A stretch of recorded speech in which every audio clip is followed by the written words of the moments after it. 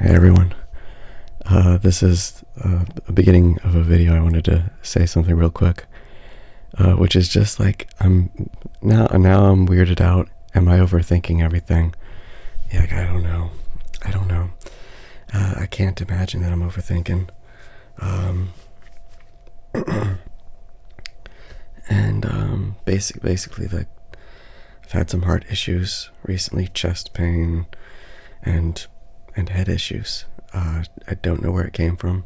And the one thing I also wanted to say that I forgot to bring up at all was that at one point the doctor said something about that she's only seen patients with like a virus, like if that they, how do I put it, that patients that have no, they can't find any symptoms or whatever. It's just like they had a virus. And she asked me if I had been sick recently, and I said no. And then again, I take testosterone, and I thought perhaps maybe bacteria got into the testosterone or got into the needle, and I injected, and I have and it got into my bloodstream. And she just, the thing about doctors is that even, she didn't say, oh, you're an idiot, that's a stupid idea. But she just kind of like shrugged it off and was like, no, I don't know. That doesn't, like, that's basically all that I wanted to say. That was just really quick. That, and I feel like at this point, I don't know, my head's all over the place. My mom is, and anyone I'm talking to, they're just like, you're thinking about it too much.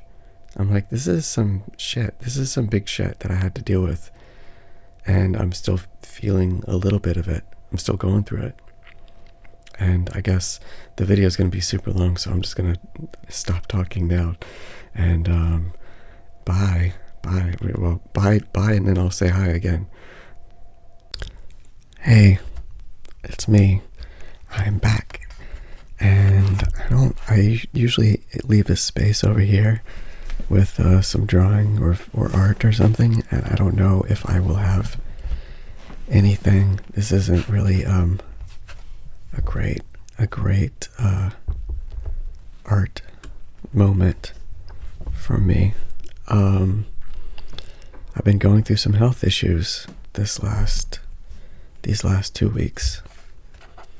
And I guess I'm going to talk about that right now. I possibly was having mild heart attacks. I want to say mild, but mild heart attacks, mild strokes. I don't know. I don't know what's going on, guys. I do not know. So, I guess first off, I'll start with bradycardia. So I've always had bradycardia. I don't know why. What bradycardia is a really slow heart rate, low beats per minute, right? Normal heart rate is 60 to 100, and mine is 30 to 40.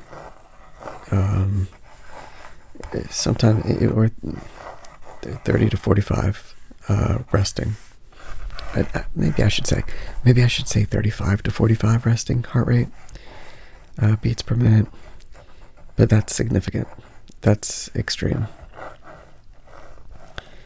And that's just something that, like, I just kind of knew.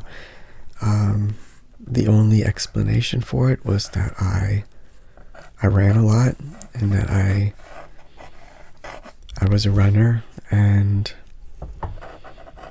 an athlete, so I have an athlete's heart.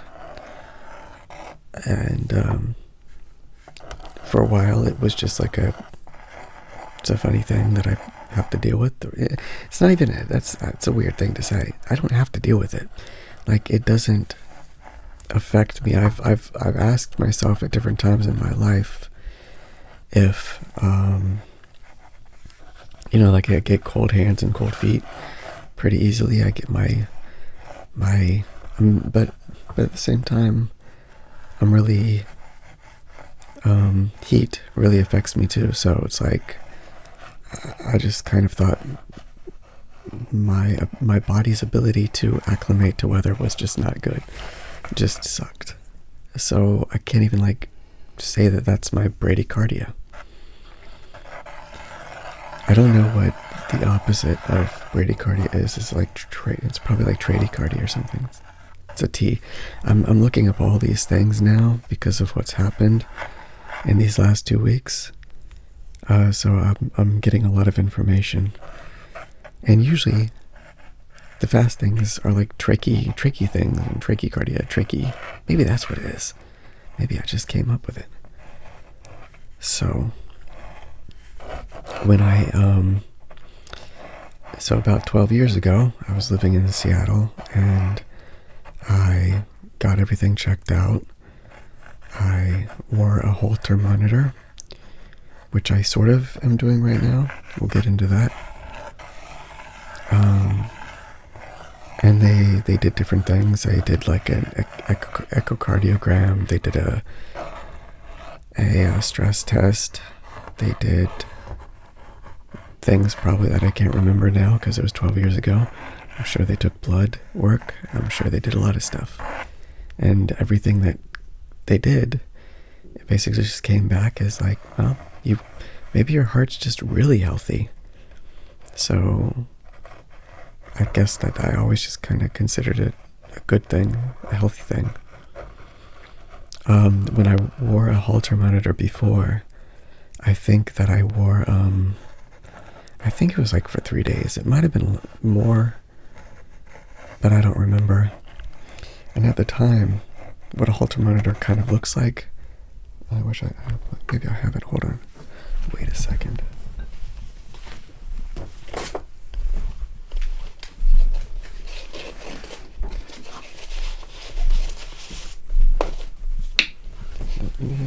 Let me find it.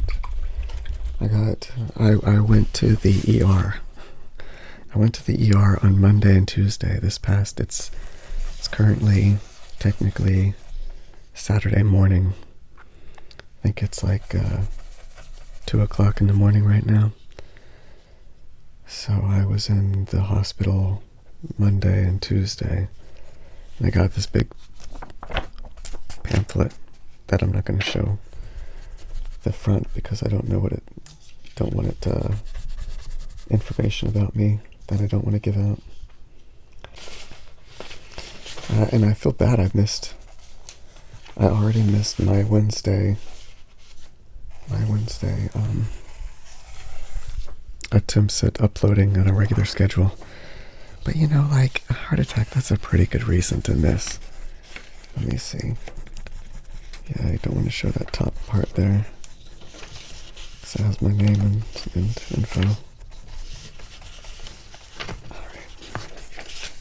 So this is what a Holter monitor used to look like. Like that. And so like you'd have those stickers, it would stick to you, and they'd have the cables go down, and a nice little like battery pack / thing that I guess I could have just like put that up later. Anyways, little battery pack and everything, and that would hold the information. It recorded everything. But now, I don't know if this is like the same thing, or if I just can't imagine that it's taking just as good of information. So that's what mine looked like 12 years ago. This is what it looks like now.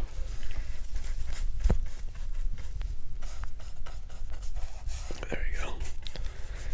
That's it. That's it. It's just stuck on there like a little stickies. Little stick thing. And all it has is these two little whatever those are. I don't know. That's crazy. That's insane. It's called a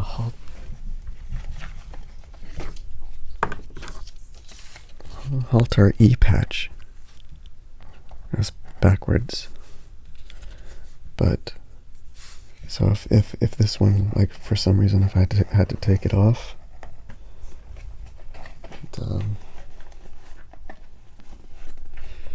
came in this little box, and then I take this box after this is all over, and I take this thing off, and I put it back in here, and then put it into this envelope thing and send it back. E-patch receiver, Philips distribution. And it has these two extras. Like, so if something happened, I could take two other ones out and attach them to myself. And I hope they don't just throw these away. Like, this is technology, y'all. This is technology.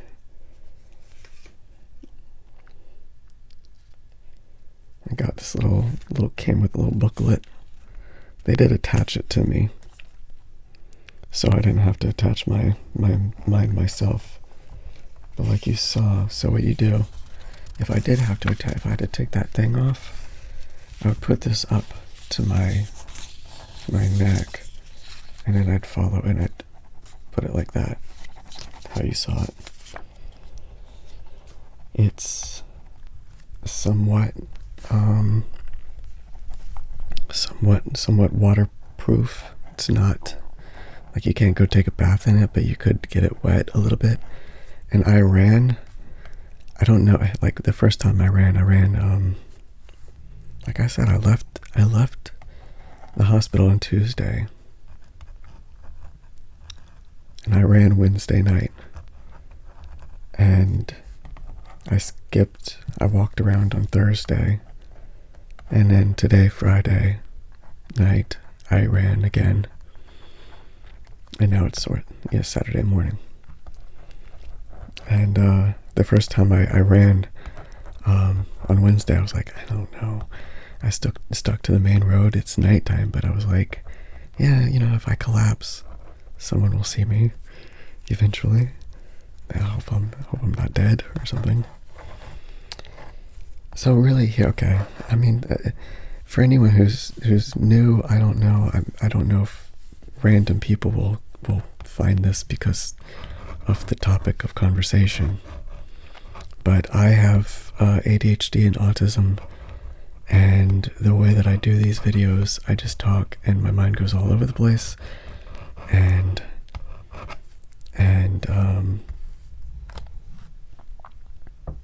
so it's gonna be all over the place. I don't know if this will, like I don't know what the point of me talking about it is, just to share, because that's what I do on my channel. I just share.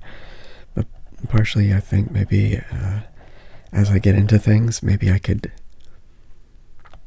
I don't know, maybe I can help someone if they did something stupid, like maybe what I did, which I don't know if that's what's going on, but all over the place. Like I said, this is all over the place.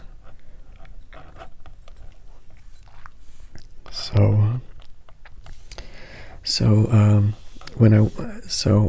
let's start on Tuesday of last week.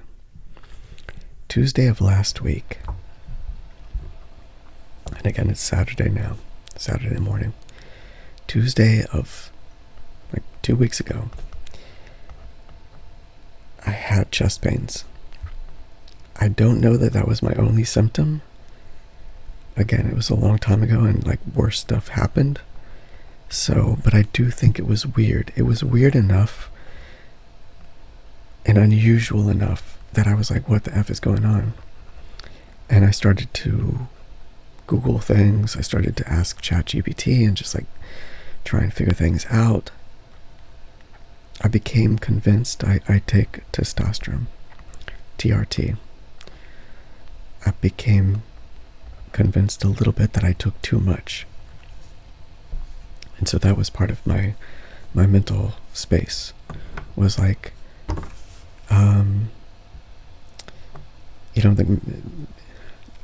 I've known and I've known that when you use testosterone, it can increase your red blood cell count, which can make your blood thicker. And so I'm thinking, and I've felt not heaviness in my chest, but like just a feeling of like not tightness. I don't know, not in a bad way, but it feels like I'm filled up. Just when I've used testosterone, and so I've even in the past at one point tried to get my plasma taken, and they couldn't get it. They couldn't get the blood out. So I was like convinced. I was like, oh shit! Like it probably is. I've gotten my blood work done before. It didn't come back as anything crazy. And but when I do sweat a lot. I find it difficult to keep fluids in me. So I assumed also that, like, okay, I just got to drink a lot more water. I just got to down this water. And I was good about it. And I downed a lot of water, and I believed that I was doing all right. And I don't know, again, when I took the testosterone, I take it on Mondays and Fridays. And I took it, and for some reason that was my brain jumped to that, where I was just like, oh shit, maybe it's really thick, and maybe I'm having heart issues. Like, that's scary, and but it didn't feel extreme. And I feel like I probably had other symptoms too, but probably still like mild enough. But enough that I still like was looking into things. So Monday came, Tuesday came. Tuesday I was still having issues. And I still was kind of like a little bit hyper obsessed, not obsessed, but just thinking a lot about the testosterone, thinking what else could it be, and continue to just drink a ton of water. And I don't know, I think it might have been Tuesday that I again, in my head, I'm just like, okay, I need to get my blood taken. And not like, probably smarter if I had said, oh, I need to go find a clinic where I can get my blood taken so I can see the count or whatever. But instead, my brain was more focused on, let me tell you, but by the way, anything that sounds really stupid, I've been completely over it in my head. Like I'm very aware of a lot of the stupid things, and just regrets and stuff. Just going like, what the fuck? What was I doing? Especially when we get to Thursday, that's the real stupid part. So I found, Red Cross donation center, and I believe I set that up on Wednesday. Like, okay, I'll come in on Friday and get my blood taken, and donate the blood. One of the reasons that I didn't continue to... Oh, anyways. No, I won't go into that. Anyways. To quickly jump to Friday. And I went to the Red Cross where it was being held, and I was going to give blood. And then... this isn't great. Bradycardia stepped in. But quite frankly, I don't think that would have...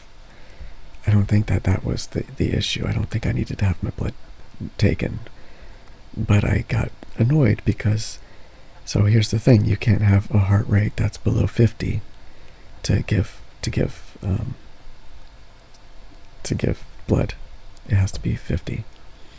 crazy enough, it was 47 when the woman checked me out. And she was like, whoa, this is really low. And I was like, you don't even know.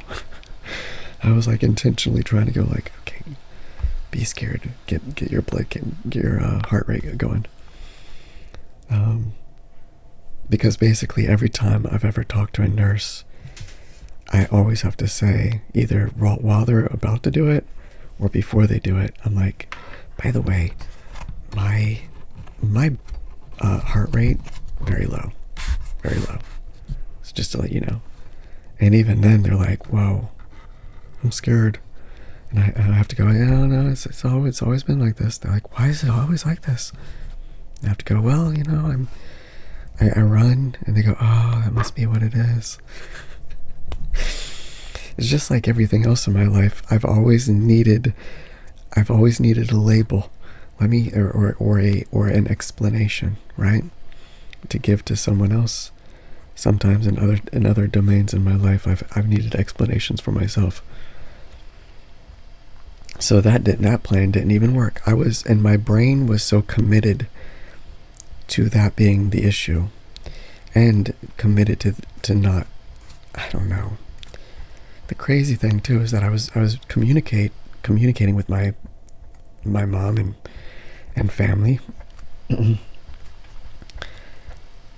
and they all should have told me to go to the hospital, like I said, especially on Thursday. So Thursday comes, and I actually go driving, doing Uber Eats, with this chest pain and with different things, but I'm just like, well, I don't know, I've never felt anything like that, but it didn't hurt extreme. Now, I don't know if this is somewhat autistic.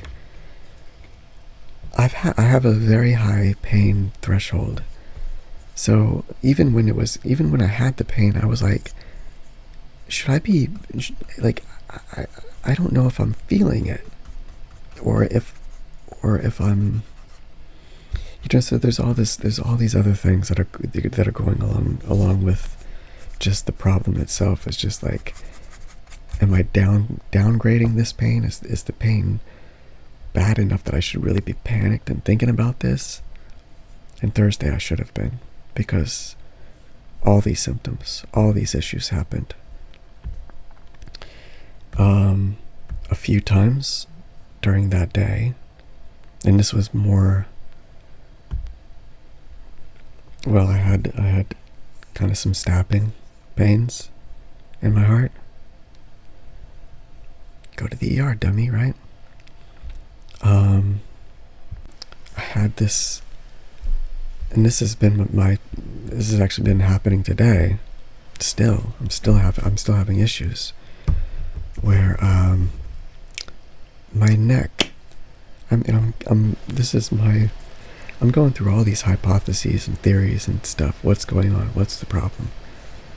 I just felt something, actually. It just kind of hurt. I wish I had the timing.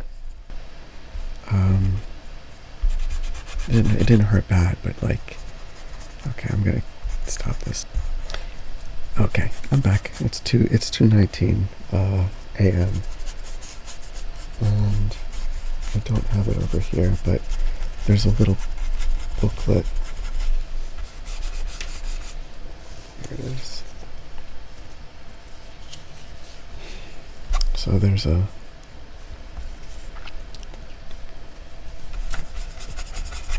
booklet, and it's got like up there, if you can see it, although I think it's backwards too, right? It's a symptom event diary that came with this thing, so that you send this back in the box with it, so they can, I guess, look at specific times. And so 2:19, I just kind of felt like not a stabbing pain, but like a something barely. And again, it's like, at this point, I'm like, sometimes I'm like, is that something that I just would have just not even noticed Am I overthinking? Anyways, I think at this point I should be overthinking. So on Thursday I was driving Uber Eats, and at first things were fine. I mean, besides the general, there's still a general feeling of like, something's wrong, but I don't know what's wrong, and I don't know if there was chest pain. Excuse me, again, I gotta stay hydrated, y'all. This is important. So I don't know if there was chest pain. I think there was. I shouldn't have been driving, and I should have, anyways, as time went on, as that day progressed, it was during the evening that I would drive, and just different things were happening.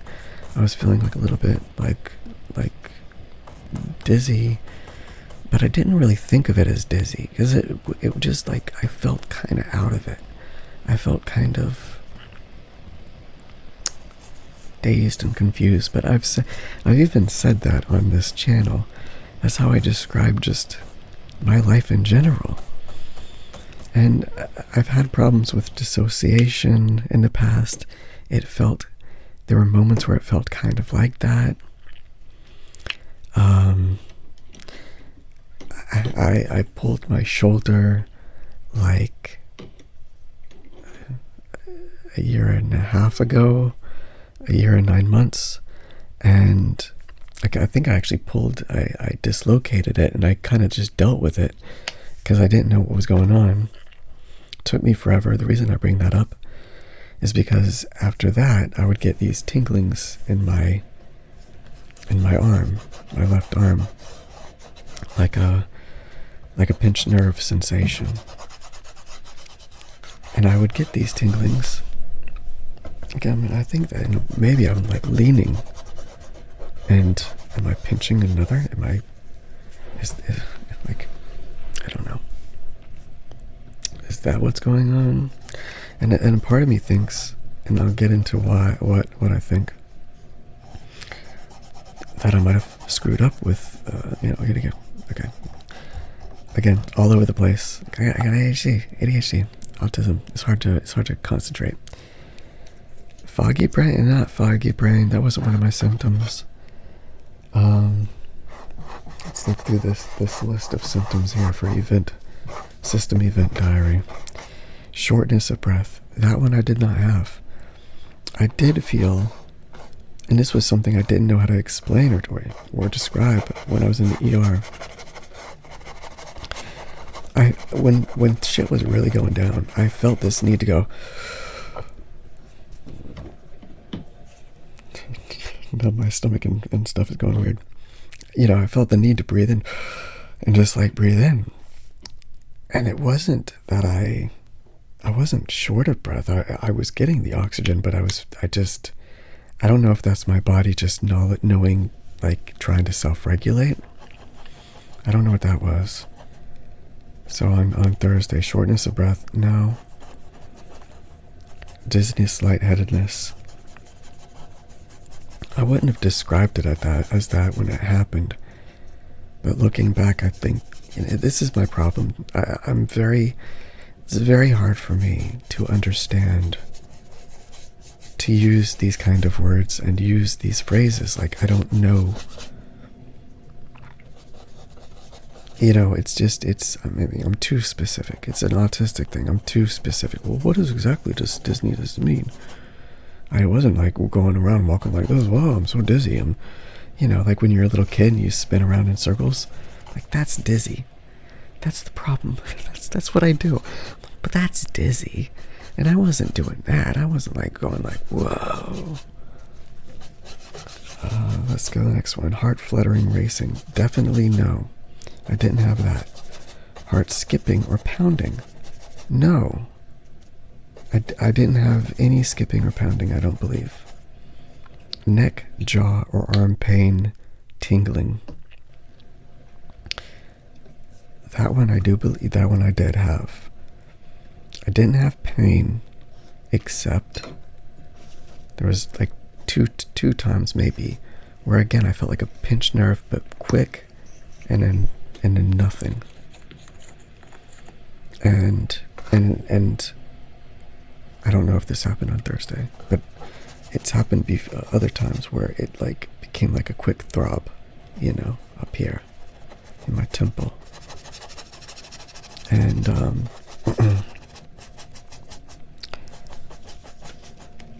there's still, even now, I'm still just going. I feel embarrassed and stupid that I didn't go to the doctor, to the ER on Thursday. It's so stupid. So stupid. I'm going to be thinking that for the next few years, probably. Tingling. And that was the thing, too. I had tingling, and I had tingling not in my neck, jaw, and whatever. This is the strange thing about this event diary. It doesn't say anything about, like, your face. But when this would happen, you know, like the side of my face, and today it was actually this side of my face, kind of got like numb, like tingling. This is going to be a long video.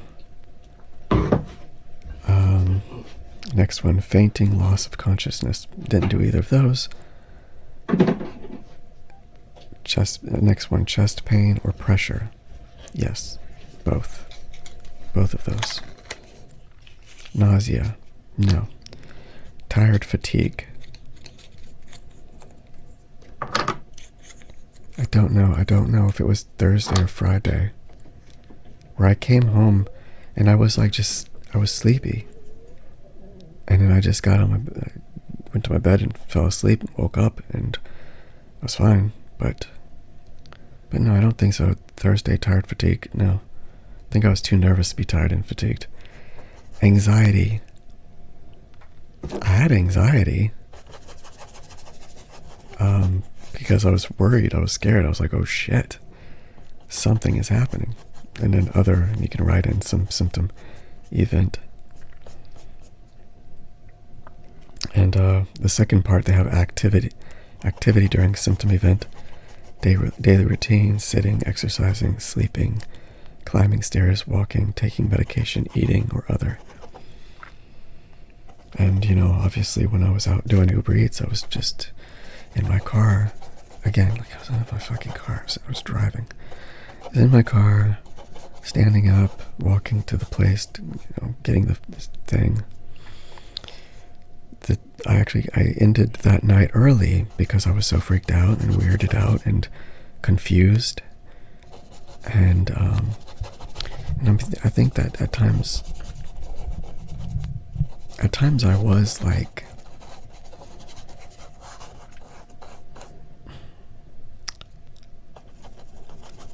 I think I might have even been, when I say I wasn't losing consciousness, I think I was keeping my consciousness 75%, or yeah, maybe around that. I think maybe I was how do I put that? Like I was aware and I was functioning, but there were moments where I just was somehow barely again, like 75% conscious. I don't know how to say that.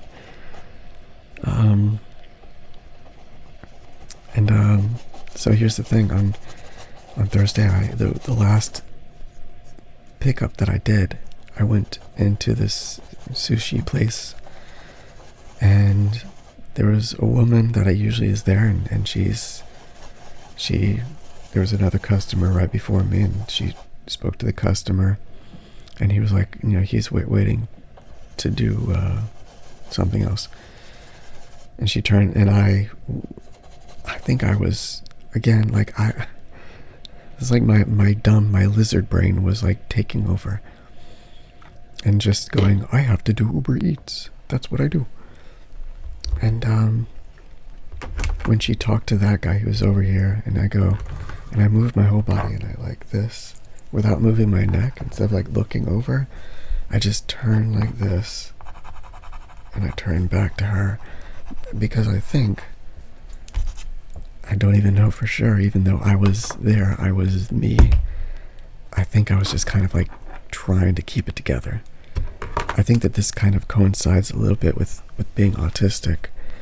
My entire life, when I'm around people, I've trained myself into just be normal, just act normal.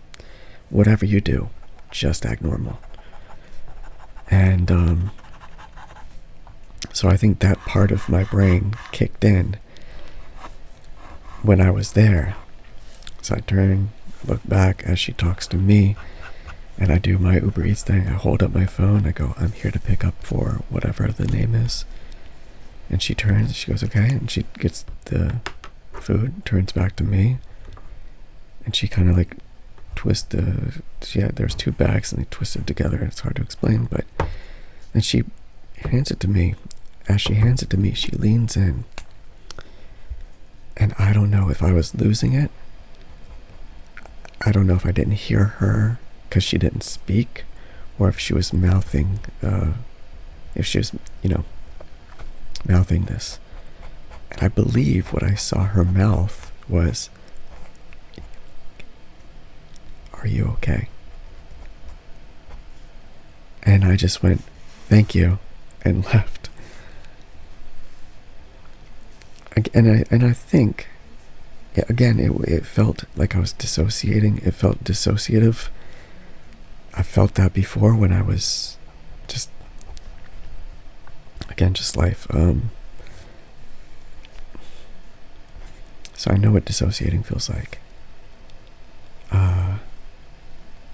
Part of a dissociation has to do with your breath. It has to do with how you're breathing. So if you're really freaked out, you might be breathing. You might be, over-breathing or under-breathing? Think over-breathing, where you're actually kind of panicking yourself, and you're going into a state of like narrow vision and stuff, and just like a horse, narrow vision, and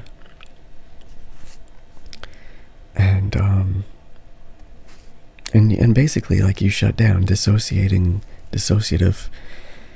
Okay, so I feel so embarrassed. Like so much of my channel is just me talking about my mental health, and I've got so many issues that I've like explored or tried to figure out or whatever. So now I'm going from mental health to physical health. And, I'm sick in a lot of ways, guys.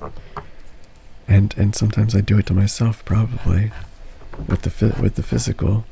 As we get into that, which I might have to just split this into another video or something, or just have a 5-hour-long talk with you. I've been putting this off. I wanted to do a video and talk about this, but I just kept putting it off. And wanted to do it before I took this thing off so I could at least show.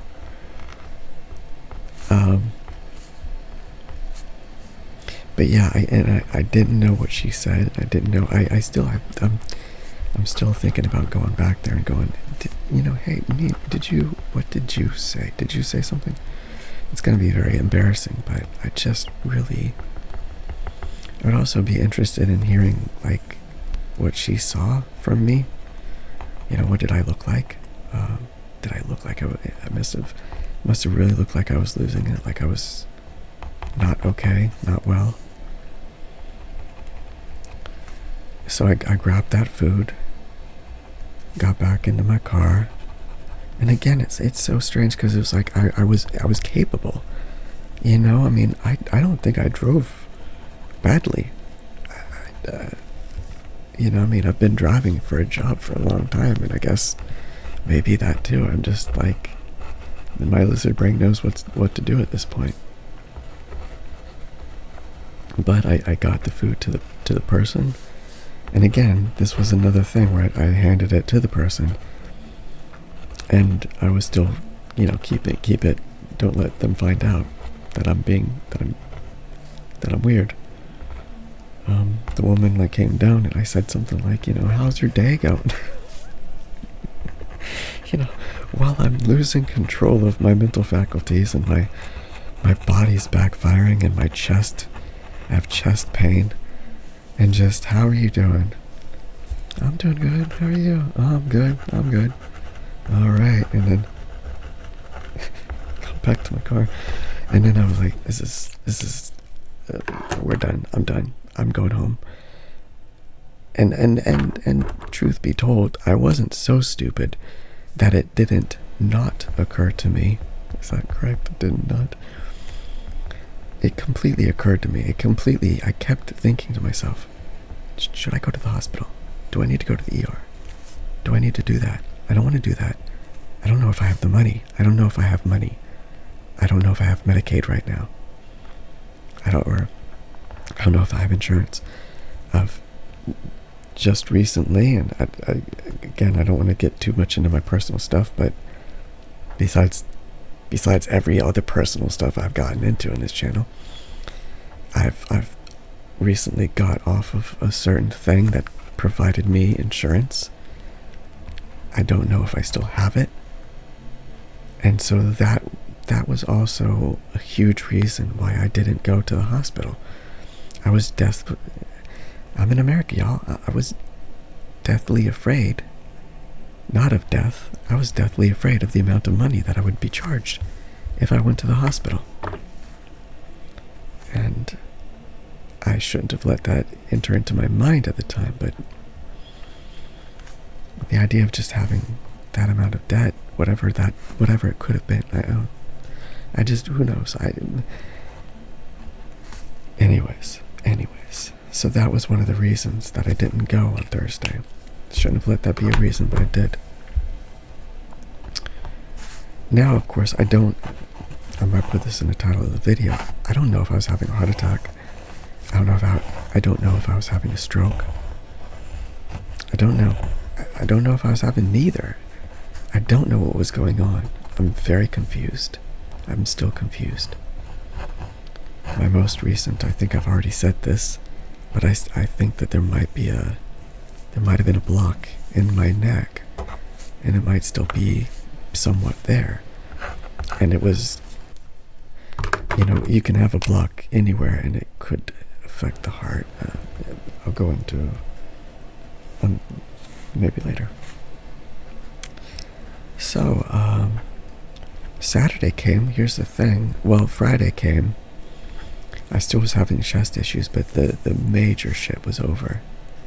Seemingly. I was still having a little bit of woozy or whatever, dizzy or doozy or whatever. But I did the whole thing with trying to get my blood drawn. I came back home after that, and my mom said, well, because she told me the night before, like, take an aspirin. But I was like, but I might have to give blood tomorrow, and I don't know if that matters. It didn't. So I got home. They didn't take my blood. I'm like, shit. Because again, that was one of the things I was stuck on. The idea that I could have really thick blood. Let me thin this shit out. Let me drink a bunch of water. Let me get my blood taken, drawn, and give it to somebody else. You can have my blood. Give it to someone else. So I get home. She says, well, you can take an aspirin now. And I said, yeah, I guess so. And I'm one of those weird people. I've taken a lot of medications in my life, but for some reason, I still have a desire to never take the Tylenol, never take the Advil. I'm gonna tough it out. But I'm like, this is the time. This is the time that you take the Advil, the aspirin. Excuse me. I take the aspirin. I actually do Uber Eats again. Maybe I don't remember. But the next day, Saturday, boom, good to go. I take another aspirin on Saturday just in case. But I was feeling fine. And it's a huge relief. Like, I'm just like, oh, it's done. Thank God. Sunday comes. My sister comes over. We all play not video games. We all play some board games. And at about 4 or 5 p.m., I start to feel tiny bit of pain. And I'm like, I go and I'm like, why didn't I take an aspirin earlier in the day? It's so dumb. But I just didn't think of it, and Saturday was so fine. So I go take an aspirin. And the rest of the evening, I once again experienced the chest pain. Okay, this is it. I'm like, I don't know what's going on. I'm gonna go to my primary care physician tomorrow morning. And I go to them. They can't see me. They're like, and I kind of thought that if I went there early enough, in the past they would have like some open slots or whatever. If you went early in the morning, they don't have anything. The guy at the counter says, well, what's wrong? And I go, and again, it's like, this is my autistic thing where I shut down with people. I find it very difficult. Like I'm talking and and I can talk easily right here, right now, right? And when I'm talking, I can talk to a person, but it takes so much more energy and thought but especially in a case like this, I feel like also I have all these other emotions going on. I don't want to downplay things, but I don't want to say things are too big. I don't want to act weird. I don't want to be this. I don't want to be that. Blah, blah, blah, blah, blah. So I just go, well, I've kind of been having some chest pain. And this guy's like, you're having chest pain. You need to go to the hospital. You need to go to the ER. And he said, well, maybe you can go to the local, what's the in between before you go to the ER? I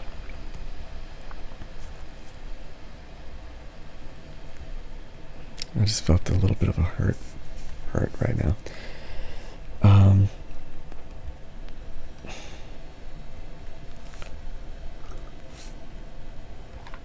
Whatever it is. Anyways, he started to tell me to go to there, and then he was like, you know what? Just go to the hospital. Just go to the ER. And it's weird because when you're just like living with something, like I'd been living with this since the previous Tuesday. It's now Monday, and I'm like, but the worst part was Thursday, like, and I got over the worst part. So I go in on Monday. It was already Monday. So I go from there and I drive to, and he said, did you have a driver? And I said, no, I drove myself. He went, like, I've been driving myself all day. I've been driving myself all week. I didn't tell you about that. I think I brought up that was happening during the week. So I drive myself over to the ER. I go in and I tell the guy I go in and I look around. I see this dude sitting there, but I'm like, it's not a desk. So I look over. I look at him, and he's like, can I help you? You need to be in ER? And I said, and I walked over to him and I said, I guess so. I guess I need to be here. And he said, what's going on? I said, chest pains. He said, okay, come in. And I said whatever information I gave, and he starts looking, puts the thing on my finger to see my heart rate, and puts the cuff on me to get my blood pressure. And then he takes it off he takes it off this finger and puts it onto the middle finger. And as he switches it, I go, if you can't find my heartbeat, it doesn't beat very quick. And he's like, why is that? And I go, and again, this is a weird thing that I do, where I become a kid. I become like a child. I become like I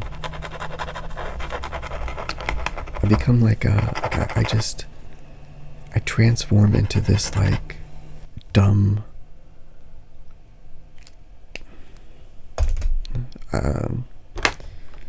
like inability to speak, inability to think, inability to vocalize, to like express things. I think I've been treated like an idiot too many times when I'm around people. I've been treated like I'm being weird too many times. And so one of the ways that I dealt with that throughout my life was that just shut the fuck up. Just don't say anything. And I've I don't know if I did or didn't or whatever, but I have a young looking face. And so here's the thing, when you're always treated like you're a child, you kind of just go along with it, I think. It's sort of like, or you try and overcorrect. But I've always, it's like, I've learned that one of the ways that I can get through life is by relying on people's underestimation of me, I guess. And so I think that in certain moments in my life, I just let my dumb child come out and don't stand up for myself, or don't express myself correctly or well or whatever, because I'm in a I don't know. Anyways, autistic thing. Well, this guy, he's like, well, holy shit, like your heart is low. So the nurse comes out, gets me very quickly, starts bringing me back to the back room, and sits me on the bed, puts the little suction cups on me to do like the EKG or whatever, starts it up, she freaks out. Something about the machine told her that I basically was right then having a heart attack or something. She's on her walkie-talkie or whatever. She's going, we need to get everybody, room 4, I need the doctor in here, I need can you bring you, and they're like, she's saying things, and I'm like, I'm kind of out of it. I don't know if that's just, the whole experience was so surreal, but I just kind of like laid there, I just sat there, and I'm just like, am I in room 4? Maybe she's calling to some other, maybe there's another issue somewhere. Am I in room 4? And then she says my name, and I go, yeah, she's talking about me. And I'm like, what's bad? How bad is this? Everyone, three other nurses fled the room, bring out a STEMI kit. I don't know exactly what that is or what they would have done with it, but they were getting ready to do something with it. And I didn't want them to do something with this STEMI kit. They put needles in both my arms. They're like, oh, we're gonna draw some blood. And I could tell this girl, the nurse, that her voice was like scared, but at the same time trying to like not show me, and not like in terms of the autism. I am very, very, one thing I don't have is an inability to read people. I read people, and I read people well. Overly well. I'm overly attentive to what's going on with someone else. So I could tell that she was freaked out. I could tell, obviously, there's 3 new nurses running around, all like getting things set up. One's doing one arm, one's doing another arm. And I'm just laying there just going like,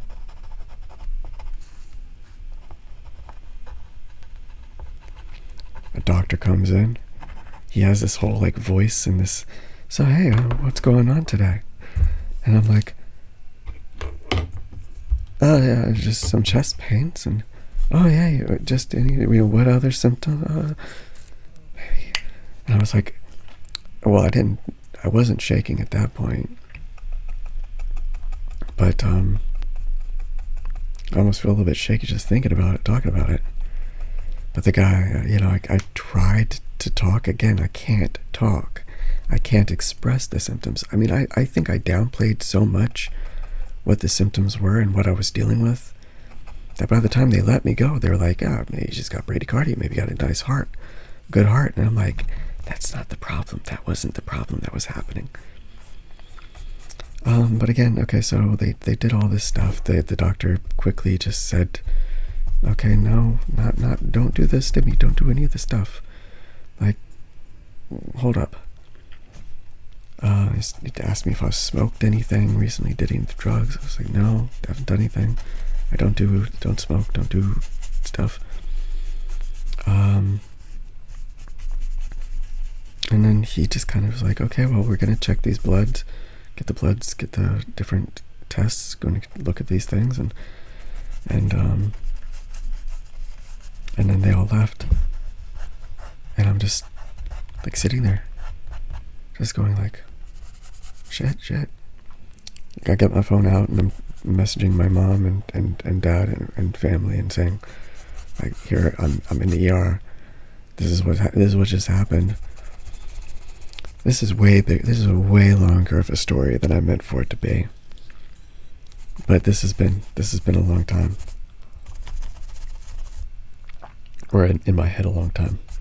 I've told this story again and again in my head, thinking about how I was going to talk about it here. But I also thought I was going to talk about way more. So time went on. They did all this. They did all these tests: echocardiogram, grammadygram. They did the EKG. I think that's the same thing. They did a stress test there too. I don't think I explained what the stress test is. Stress test is where they also have the little suction cups and the lines reading your vitals and stuff. They put you on a treadmill, and this was on Tuesday, when they had determined that for a second they were almost going to send me home on Monday. They're like, I guess you're good to go. Yeah, we don't see anything. None of our tests are showing up anything. So they said, well, we're just going to wait for the cardiologist for him to give us the get-go to let you go. And then they came back later and said, actually, just to make sure, we're going to admit you to the hospital. And so you'll get a room, and you're going to be here overnight at least. We just want to watch you and see what's going on. And they wanted to do two things, which I think they wanted to do an EKG later. So I don't really know what they were doing to begin with, or during that previous time on Monday. So they're going to do an EKG the next day, Tuesday, and then give me a stress test. A stress test is you get up on a treadmill and it starts off slow, and then every 3 minutes it picks up speed a little bit, and 3 minutes it picks up speed. And when they did it this time, I don't remember in Seattle, but this time they did it, they wanted me to get up to 150 beats per minute. I believe in Seattle they were like, let's just see how far, just keep going, and they were all very impressed. They were like, because, and in places like that, the only people that they ever really see are going to be sick people and unhealthy people. So they were like really curious and like interested in like what a healthy heart would do and stuff, if that's what if that's what I had. Again, on Tuesday, when I did the stress test, everything was fine. In fact, when I started, he was like, he wasn't sure that it would raise to if we would even get to 150, but my heart responded really normal in the way that you would want it to. Excuse me. So all the tests came back normal. All the, they at one point they put like a dye in me, and they did a whole thing where they took all these, they looked at everything. They did all these things, during this period of time. They're like, nothing's coming back. We don't see anything. And this is where I'm thinking, could it be a neck thing? And I also want to bring up vitamin D. So one thing I didn't bring up with them, again, this was partially embarrassment, partially autistic mutism. I don't know what you would call it. And partially just, once again, my brain going, no, that's not it. That can't be what happened. That's I'm just kind of reaching for things. I'm doing that thing that people do where they Google too much, and that's not what, but I should have at least brought it up. About a month and a half ago, it might have been more, it might have been longer.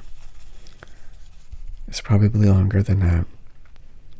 I took very, very, very, very high levels of vitamin D. I took really high levels of vitamin D. Now I was trying to be smart and do well. It wasn't smart. None of that was smart. That high-low was not smart.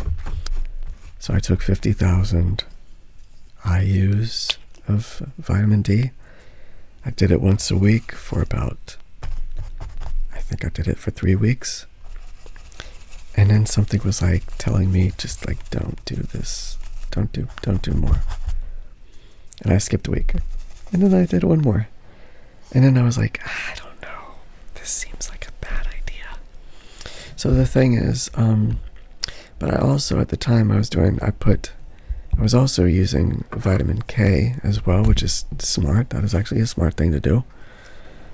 To do not just vitamin D, but vitamin K, because vitamin K is the thing that kind of tells the vitamin D what to do. It works synergistically.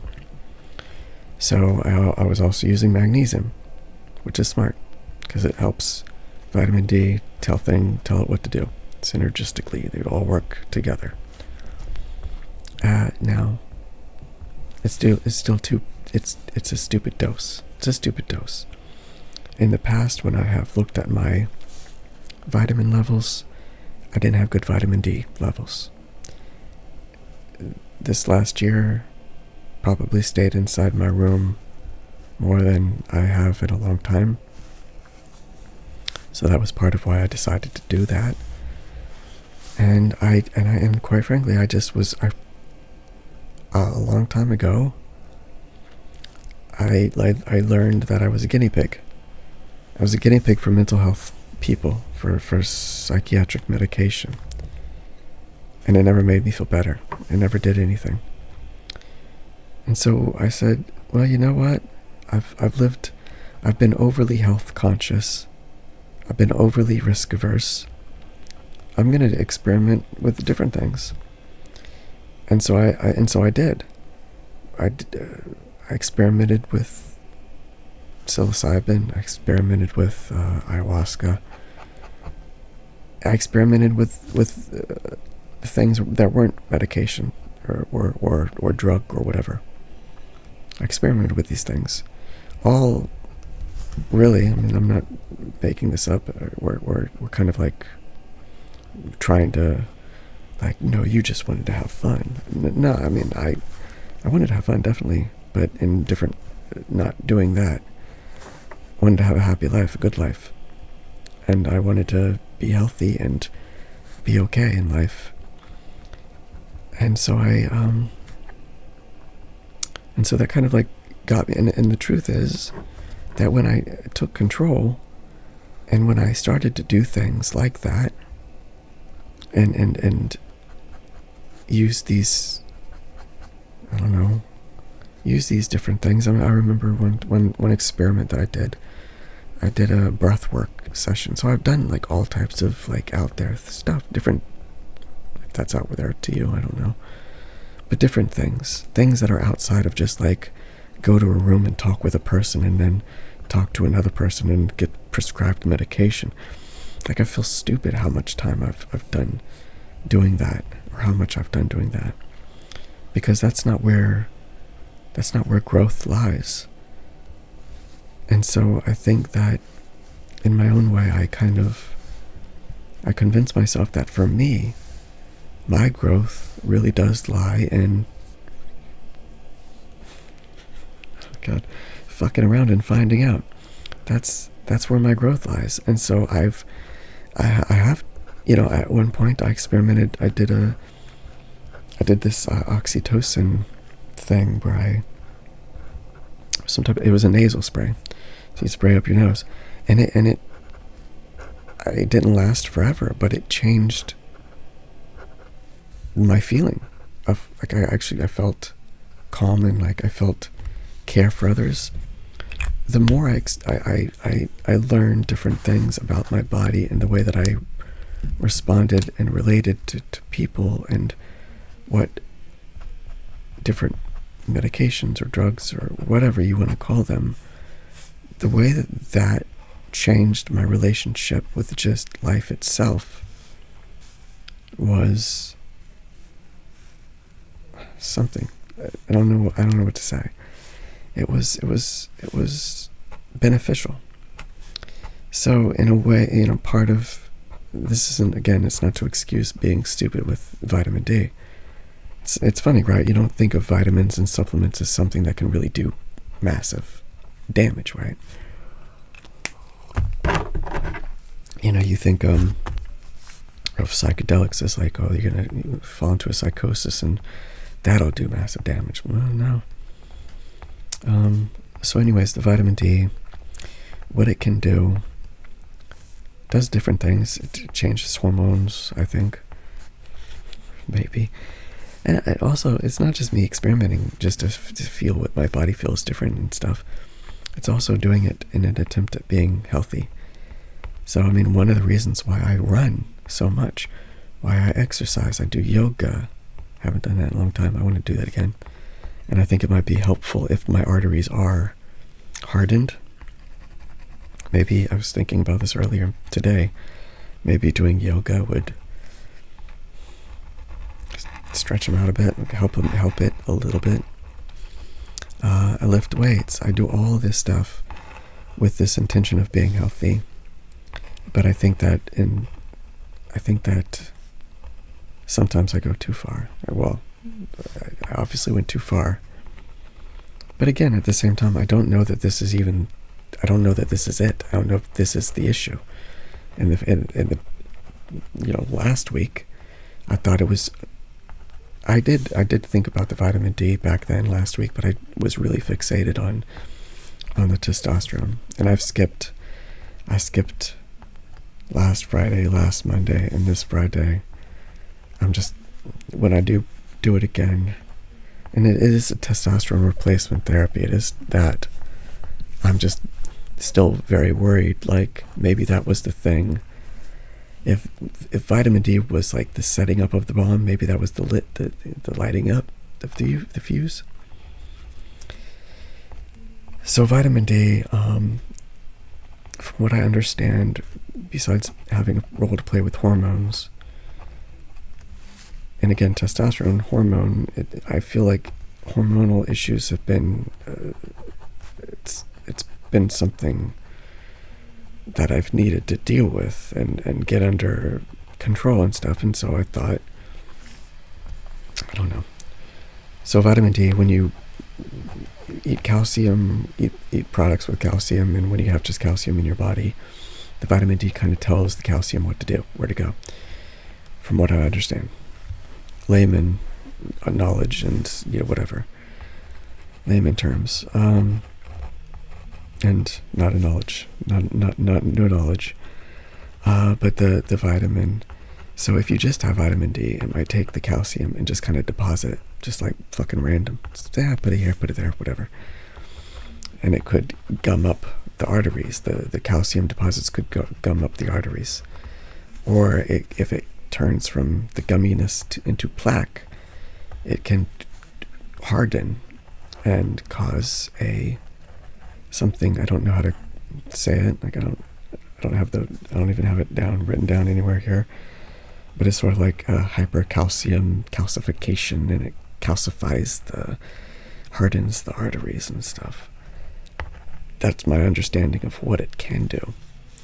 Using vitamin K, magnesium, it can tell the vitamin D, move the calcium to your bones, move the calcium to places where we can use it. And don't just deposit it in the heart, don't just deposit it in the arteries. I feel like probably one of the reasons that I also thought about vitamin D was that when I took the vitamin D, again, I don't know, I'm playing with my face so much right now.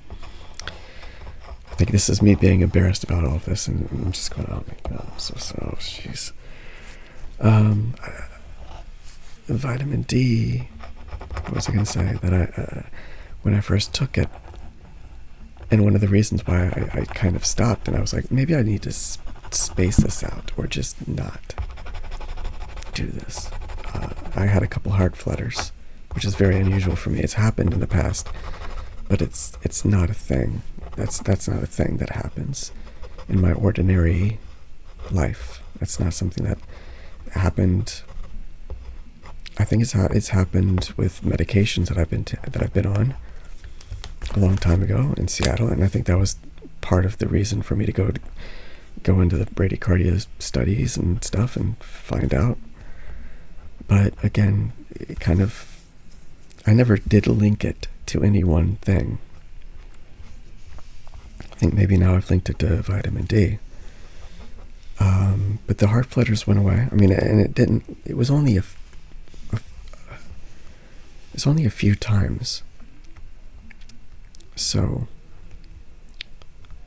if it happened a lot more, I would go, shit, need to figure it out, The other thing, again, I've talked about OCPD. I think the last video that I put out was about OCPD, and as part of my stupid self, I paid money. I paid money for the vitamin D. So even when I got the heart flutters, I was like, geez, I don't know if this is smart. There was a part of me going, I don't want to throw it away. I paid money for this. And so it's stupid. So that's another stupid thing. I am still taking vitamin K by itself, no vitamin D. I got, just today, I got some magnesium. I was taking magnesium before, and I was so stupid that it actually had a little bit of vitamin D in it. Only 1,000. But you don't need extra now. I do not need more. So I got magnesium malate and magnesium glycinate. I'll take the malate in the morning, the glycinate in the evening, at night. I've looked, there's not heart. I haven't seen anything that says I'm not going to take giant doses. Fucking keeping it low. And I think that's safe. I believe that's safe, and so that's what I'm gonna do right now. So I've got this stupid thing attached to me. I'm gonna take it off tomorrow and put it all in the box, ship it out. It goes via UPS to somewhere, and I have a cardiologist appointment for 3 weeks. About 3 weeks. It's the 23rd of this month. And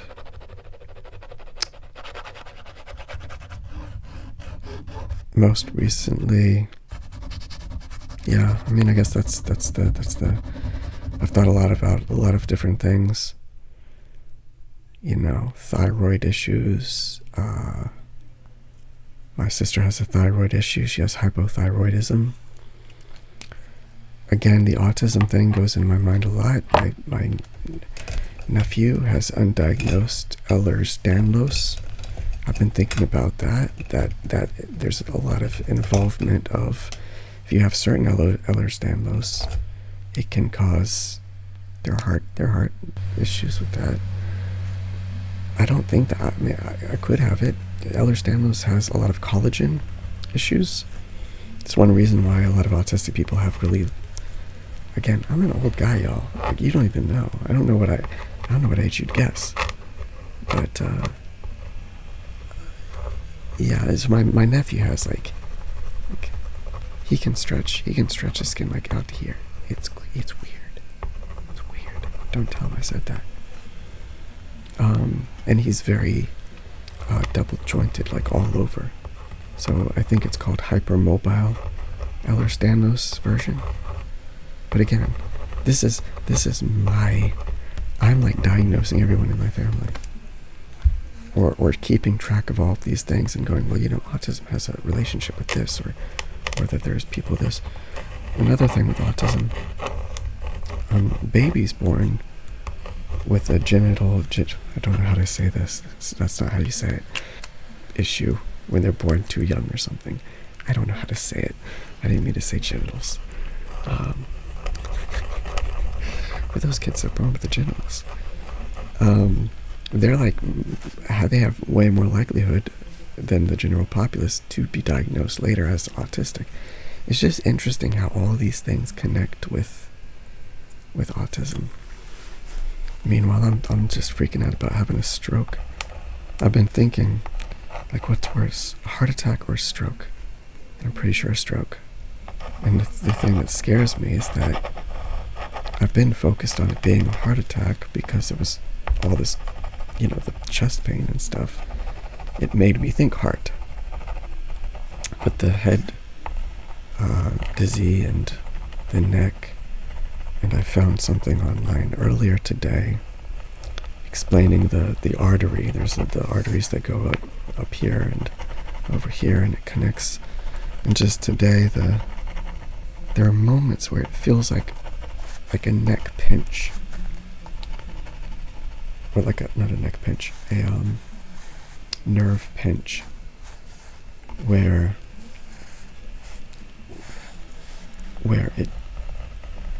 I can just feel my especially earlier today, I felt the back kind of start to fall asleep. But then I got up from my chair and I walked around, did this, and I went to the toilet, and I could feel the heat, the blood coming back. It's almost like if you're like right now, my legs falling asleep, but it's not all the way asleep. So if I extended it, and well, now it would probably start tingling. It's kind of actually, it's very much asleep. But before it falls asleep and you let the blood go back to it, it doesn't get tingly and you know how it is when it, but it just gets kind of hot, or it just gets different. It's a different feel than when your foot completely falls asleep. And so that's kind of how the back of my head was earlier, where it's like this something, I don't know if it's pinching, I don't know if calcification back here. Again, I can't remember what it was called, but so now I'm worried about that. Could it be? Because they kept saying they're not seeing any problem, they're not seeing any issue. But now I'm asking myself, like, well, were they looking at the neck? Were they looking at the head? Or, were they just looking at the heart? Were they just obsessed with the heart? They were definitely obsessed with the bradycardia. I don't think they recognized that my bradycardia maybe is pretty much the same. I found an old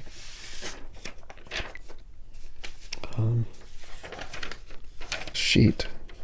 Again, my information's on this, so I don't want to put this. It says extreme bradycardia. Consider sinus rhythm with 2-to-1 AV conduction, mid precordial ST elevation, compatible with early repolarization, ECG without significant abnormalities. That was 2012. Don't know what any of that meant. But so this is, and then another one that I had, that was from the same time frame, but it basically said, 30 to 40 extreme bradycardia.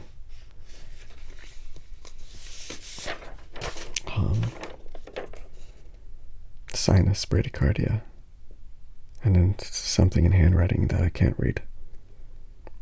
Normal variant of ECG. Heart rate 40 beats per minute. This other one said 38 beats per minute.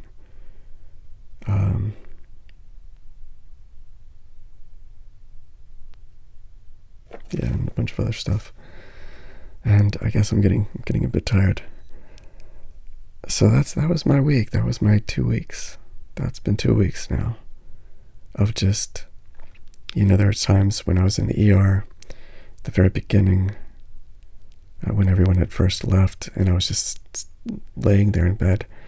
And even though I had my phone and I was distracting myself with Reddit and stuff and messaging and everything, and occasionally looking at web things for trying to figure out what was wrong with me. There's times when I would put the phone down and just be like, I just got really sad and got really, I wasn't afraid at that point. I was just really sad. I was like, I really fucked up, and I fucked up my life. But not that I fucked up my life now, but that I fucked up my life in other ways before. That I never got certain things that I wanted out of life, that I, all that stuff. It's like I didn't have my life flash before my eyes because I wasn't about to die or whatever, but I did have that. I had enough time there to just think about stuff and to just be sad about certain things that I've been sad about for a long time, but there's not, and regrets and stuff like that and whatever. And to be out of the ER now and to still have this sort of question mark looming, and still have all of these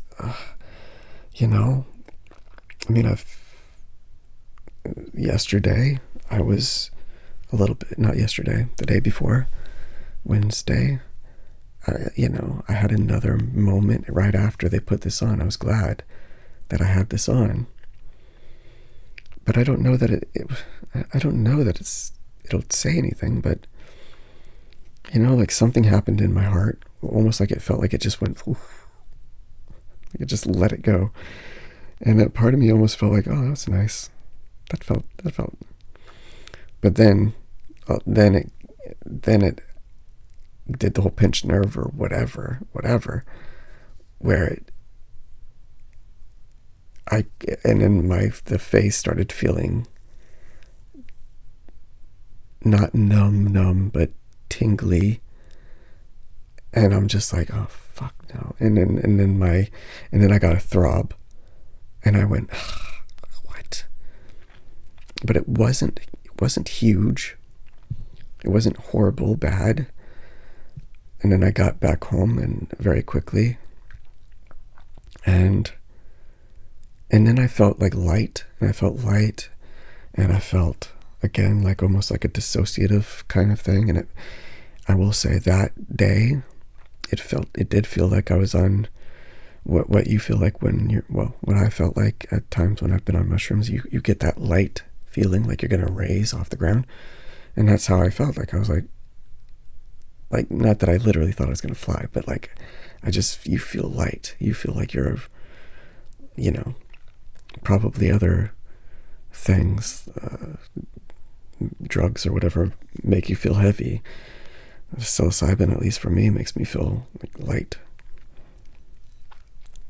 And so, and then I talked to my therapist on Thursday, and I'm lucky, as much as I don't like therapists now, and I have a lot of anger and a lot of I've been misdiagnosed, and I've been put in a box, and I've been I do believe my mental health had worsened because of therapy. I believe my mental health worsened because of a lot of the therapists that I've seen.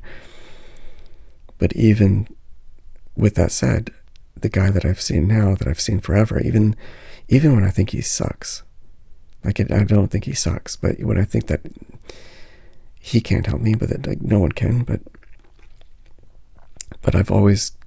I don't feel the need to look for anyone else, and I'm never, as far as I can say right now, I mean, I don't want to ever see another person. And when he's gone, when he's done, it'll be done for me with therapy. Fucking done. I'll just make 1,000 videos rambling and talking and complaining and whining, and I'll just throw it out on the fucking internet. I don't give a shit anymore. I'm about to die of a heart attack. I don't care. A stroke. I would rather die of a heart attack. I don't want to have a stroke. I don't want to be... I've been disabled in other ways. I don't want to be disabled. You know, I went into the cardiologist room to get this stupid thing. And everybody in the waiting room, they're all very old. And a lot of them were overweight. And a lot of them, they were all walking with canes. And just old people. And I know, like, I know I was out of place. And it felt so weird. And,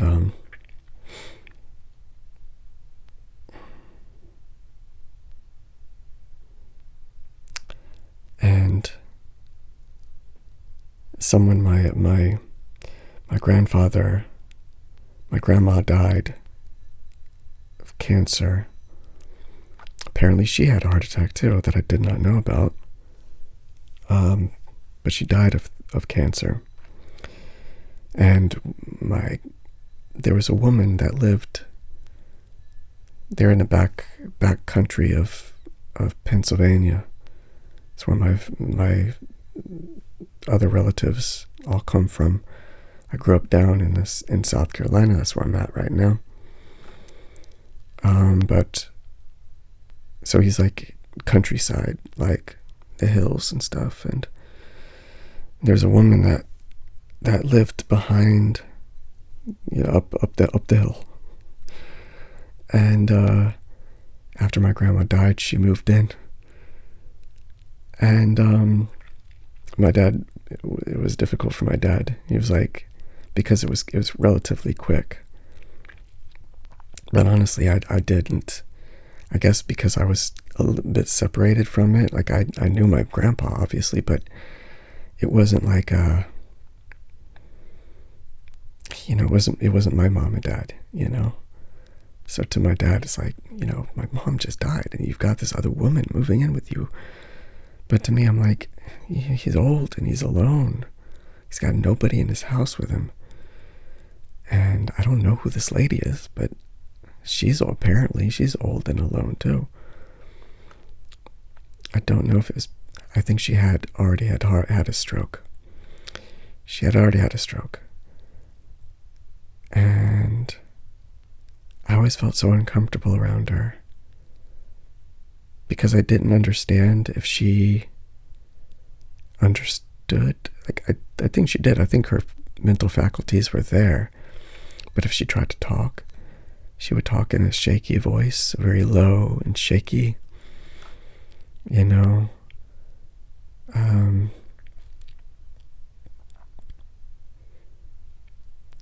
I don't know if she had trouble walking around or whatever. It's been a long time. You know, my grandpa's dead now. All my grandparents are dead. And I believe she's dead too now. But I think about her, and I just think, you know, like, getting older is horrible. It's horrible, guys. Getting old is horrible. And like, nothing is great. You get older and you get sick and you deteriorate. But there's certain things like Alzheimer's, or like whatever it was that Robin Williams had. There's just certain things you just don't want to get, or you don't want to deal with. And like,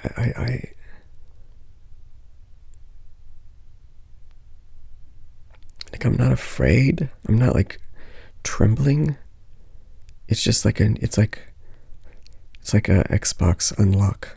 It's just unlocked a new fear. You know, it's like you go swimming in the ocean, and you're like, a shark's down there. A shark's gonna get me.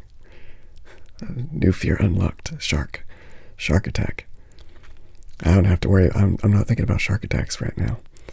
I'm thinking I'm just gonna be fucking walking somewhere. I'm gonna be doing something. And I could just have a fucking stroke. I could just have a heart attack. You know, it is funny that again, so much of my life I've spent obsessing with my mental health. And it still is a problem. Like I went out today and I still feel this feeling of like I'm separate, I'm different, I'm weird, I've never fit in. I don't know how to act normal. But I mean, today I was just like, I don't effing care if I act normal. But there's still a sense of like, that still carries with me. I remember someone that I used to go to this social anxiety group in Seattle. There was a man, and I think he might have had a heart attack. And a few weeks later, he was back. And I said, did anything change for you? Do you feel different about life? And he said, not really. And I said, I didn't expect anything one way or another. But I thought it was an interesting answer. I thought it was interesting to just hear what he would say. And like I'm, the only difference for me right now is that it's I don't know what happened. They say I didn't have a heart attack, and my mom, I don't know if she has a clue, but she said if they look at the ECG, EKG, whatever the fuck, she said they would be able to tell. They would know if you had a heart attack last week, or if you'd had something through the EKG. They would be able to tell. But they say nothing was wrong. And so I'm like, there's this, like, you don't want anything to be wrong. You want them to be like, oh, nothing's wrong. You're fucking great. You're fine. But like, then they're like, well, I've still got something's wrong. Something's happening. And it's still happening. It's no chest pain.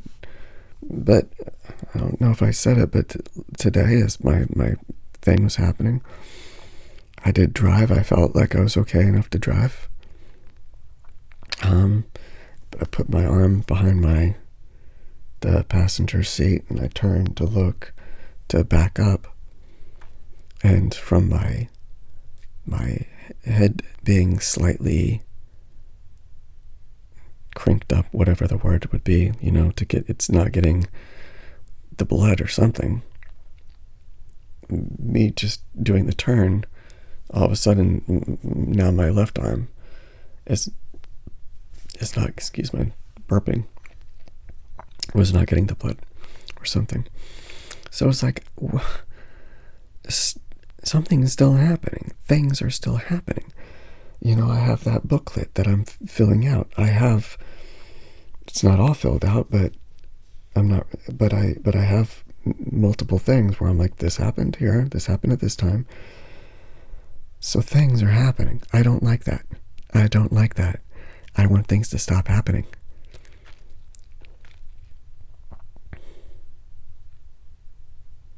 I guess that's it. I guess I'll end it here. Long video if I don't edit this. I don't know if there'll be something playing over there, if there'll just be some random blank space and it's just me over here. I don't know, man. I don't know. Thank you for being here with me and listening to this. I'm sure I'll be bringing this up again. Why wouldn't I? That would be weird. I hope that I don't die within the next week. I hope that you enjoy your life. I hope that you're having fun. I got pizza. I got pizza recently, and then I said, what, I'm getting pizza again. I don't care. I'm doing it.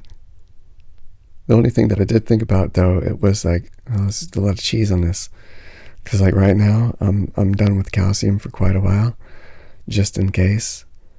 It's like damage has been done, but so the vitamin D tells your calcium where they want to go, where the calcium deposit should go. But if you don't put some calcium in your body, then where can I can't do it. Anyways, thank you very much for listening to me. Thanks. Goodbye. Bye, everybody. Bye-bye. Bye.